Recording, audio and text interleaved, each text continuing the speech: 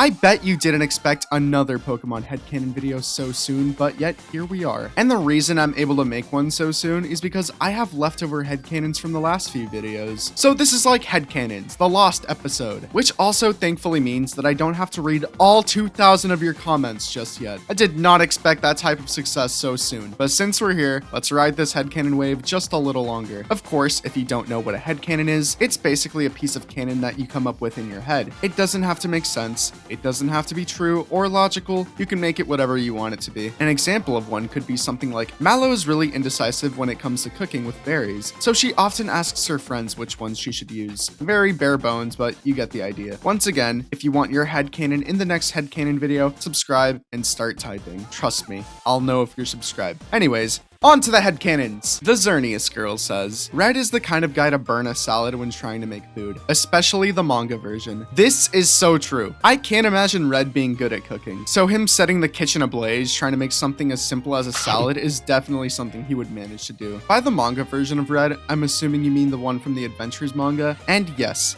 he most definitely would. What I love about this version of Red is that he's the perfect combination of goofy yet cool. I don't know anyone who hates this version of Red. Game Bustanaut says, I feel like the players from Scarlet and Violet really love food. I cannot uninterpret the eating animation as them just going ballistic and absolutely gobbling it down. This is the perfect explanation for the god-awful eating animations on Scarlet and Violet. It's like they're having some sort of shitty fever dream. I can also see them having a chainsaw sound effect when eating, and honestly, I don't blame them. Those sandwiches do look pretty good, along with any food from Pokemon, really. I want a Castelia cone so badly, guys, you don't understand. Cynthia and I can bond over our love for ice cream. Ruben says, I think the reason why it's fairly easy to become champion in the games is that the other trainers simply can't see any of the UI you can see. They would have to memorize everything from type advantages to accuracies to status effects, and have to guess what stat changes and how much HP their Pokemon have in battle. Most trainers probably don't even know what some of those terms mean. I never really took the time to think about this, but holy shit, you're right. Do you have any idea how hard it would be to play Pokemon without any of the UI? Sometimes Pokemon moves do way more damage than I expect them to, so it's no wonder why most trainers don't switch out their Pokemon. They can't see they're on the brink of death. They also have no way of knowing what stats they have or the extensive knowledge that we have. They can't just Google something mid-battle. Someone should make this a ROM hack. Call it the true Pokemon experience or something. I bet that would be a nightmare to play through. Before we move on to our next headcanon, let's talk about today's sponsor. This video is sponsored by Persona 3 Reload. Persona 3 is one of my favorite games of all time. If you've never played a Persona game before, that's okay. You don't need any prior knowledge to play Persona 3 Reload. That little 3,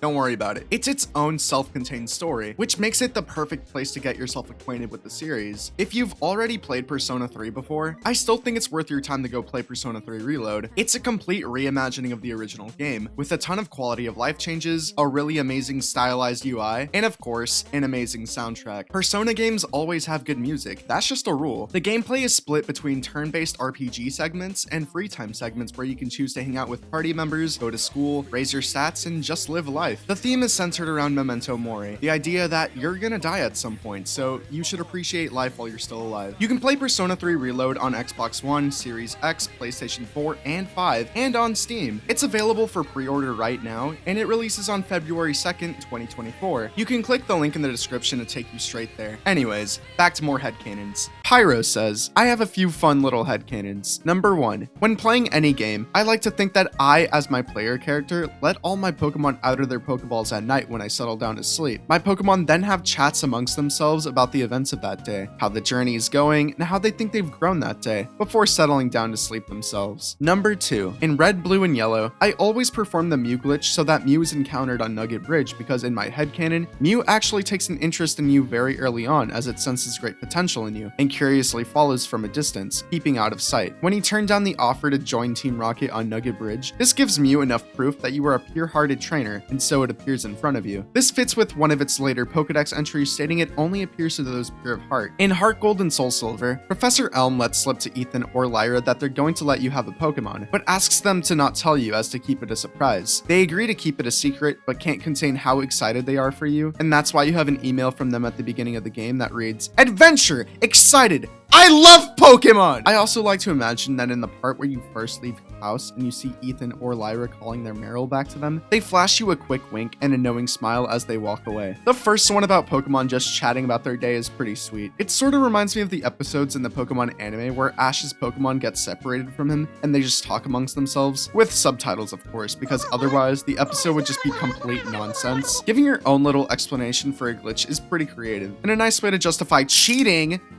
Kidding. Mew is always lurking around the corner one way or another like some sort of rodent, so I think this is something it would definitely do. Professor Elm is a goofy professor, so I can imagine he'd accidentally ruin his own surprise. Same with Lyra. I feel like Ethan would at least do a little better of a job keeping the secret, but he'd fold eventually on accident. He'd say something stupid like, oh yeah, the professor is not giving you a starter, so don't even have that suspicion. And then you just look at him and are like, Ethan, we're talking about ice cream. Mariana Mendoza says, my headcanon is that Celine has insomnia caused by stress from having to move across the world and not being able to see her dad as much because of it. The bullshit she went through in the main story didn't help things. On a light note, she and her Pokemon ended up developing a habit of sleeping in a pile, which has helped her to fall asleep. Also, she and Elio are twins. This one is kind of depressing. Poor Celine just cannot catch a break. I like to think that instead of trauma-induced insomnia, Celine or Elio just suffers from extreme jet lag, especially when playing as them in Pokemon Moon, since the clock is flipped. It is pretty cute that her and her Pokemon pile up to help her sleep. I just hope she doesn't get crushed by one of them. They can be pretty heavy. Little Lily Show says, one of my personal headcanons is that the anime Lana acts like a sweet innocent girl, participating in shopping and stuff to hide the fact that she has a 302 kill streak. The only people she actually murders are people who just disrespect her friends. Also, her favorite killing method is feeding people to the local water type Pokemon. I can see this one happening. Her glares are sharp enough to kill.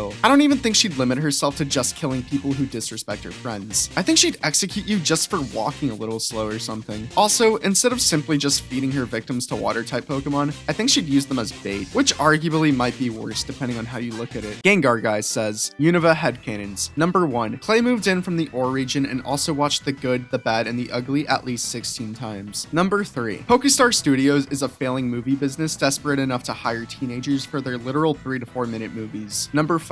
The real reason Bryson retired was because everyone kept sweeping his Ice-type gym. He only switched to being a movie star in an attempt to hide his shame. That's all I can come up with for now. I wish Clay was from the Ore region because that would be so damn cool. I love Pokemon Coliseum so much. It's the only other Pokemon region based off of America, being based on Arizona, at least that I can remember. I think Clay has seen that movie way more times than 16 though. He just seems like that kind of guy. Pokestar Studios being a failing business is a really funny thought. I never really took the time to think about it, but yeah, they must be really desperate if they're willing to hire some random teenager with no prior acting skills. I feel like the 3-minute movies aren't even good. They have really bad acting, like, oh no, they have captured my Pokemon. Whatever shall I do? And then it just cuts to some really shitty CGI and maybe even like hand puppets or something. Rosa and Nate probably just do it because they feel bad. Bryson retiring because he just kept getting beat up is kind of sad, but that's what happens when you're an Ice-type gym leader. To be fair though, being a movie star probably pays way more than being a gym leader, so is it really that bad? Gamba Drawing says, I got a headcanon that the reason you can't get the jacket Hop wears is because it was a limited edition run that Leon got him for his birthday. I honestly wouldn't be too surprised if Hop's jacket was super rare and expensive. It definitely looks expensive, so I think Leon giving it to him as a gift for his birthday is a really sweet thing to do. That or maybe Hop is just gatekeeping where he got it from. He like even scribbled out the logo with a marker and everything. Owlbert says, my headcanon is that one day Emmett came across Ingo's jacket in a museum in Sinnoh and realized he must have been sent back in time at some point. Edit, this is after Ingo goes missing. This is such a creepy headcanon and kind of reminds me of a little inside joke me and my friends have. We say, my name Philip, a lot because my friend's name is Philip and it just sounds really stupid. But anyways, I don't know how we came to this idea, but imagine you're exploring the deep ancient ruins of an Egyptian civilization from long ago. You uncover a rune, wipe away the dust, and you read out what it says, only to be filled with fear. It simply says the phrase,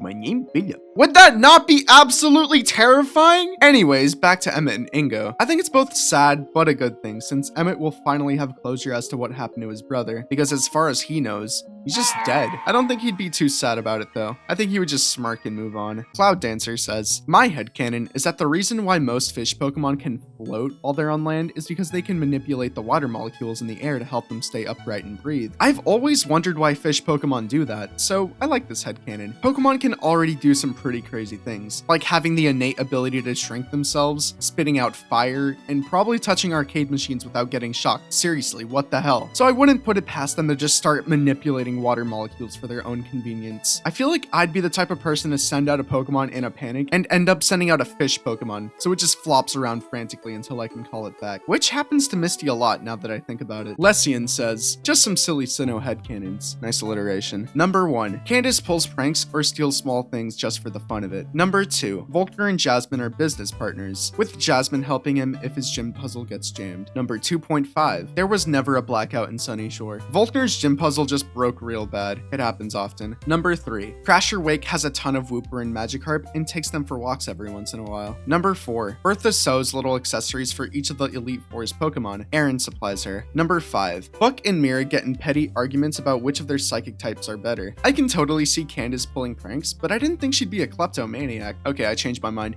After taking a look at her, yeah, that seems about right. Volkner and Jasmine being business partners is unexpected, but I think it would be nice. Am I missing something though? I'm not sure why Jasmine of all people would be helping fix gym puzzles. She looks pretty clueless. I like the thought of a gym leader's gym puzzle being broken and them just being unable to leave. This person has a whole conspiracy though. They claim the blackout never happened. I'll meet you halfway. There was a blackout because Volkner's gym puzzle had a malfunction, causing a citywide blackout. Boom, nailed it. The idea of Crasher Wake having an army of Wooper and Magikarp begging him for walks is hilarious. Though I don't know how he'd take a fish for a walk. Does he like put them in a fishbowl with wheels or something? Bertha sewing little accessories is such a grandma thing to do. And seeing as how she's the grandma of the Elite Four, it checks out. Genuinely, who the fuck are Buck and Mira? I have never seen these two in my entire life. Whose OC is in the Pokemon world? Who are you? Red Leaf Clover says, I have a headcanon that Cynthia watches magical girl animes in her free time. I can't think of what her favorite would be, but I feel like she would really like Star Twinkle Pretty Cure. A bit silly, but it's nice to think about. Forgot to add earlier, but Callum's manga counterpart probably plays rhythm games and is on the verge of breaking his fucking hand from playing Project Sakai Append mode. I think the juxtaposition of someone as mature and intimidating as Cynthia watching magical girl animes is funny. She just goes home after annihilating someone's team just to watch Sailor Moon. I have no idea why the Callum manga counterpart specifically is the one playing PJ Sakai in Append mode, but he needs to seek help. Somebody save him. Error Paradox says, my headcanon is that every Pokemon eventually evolves into Relicanth, as Relicanth is the perfect life form. This is a scary thought. Basically, if you don't know what this is referring to, Relicanth's Pokedex entry states that it hasn't evolved for millions of years because it doesn't have to, making it the perfect life form. So every Pokemon evolving into Relicanth is a scary yet possible thing that can happen. It's all over once you look over to your Eevee and they just have the face of a Relicanth. Also, side note, I used to think that Relicanth's eyes were the red dots,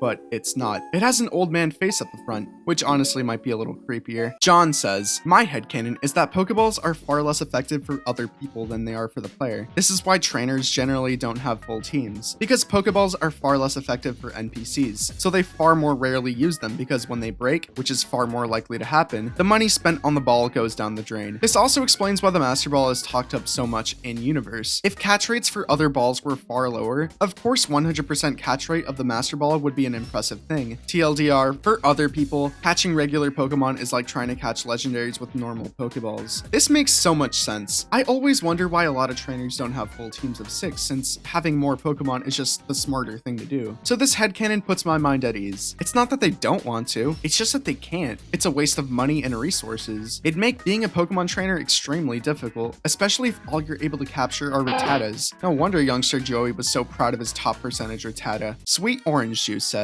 I have a few headcanons. Red has this big blue drawer in his rooms and it holds many blue items for some reason. No one knows about this. Celine and Elio had a staring contest with each other and it lasted until the next day. Barry likes honey. That's it.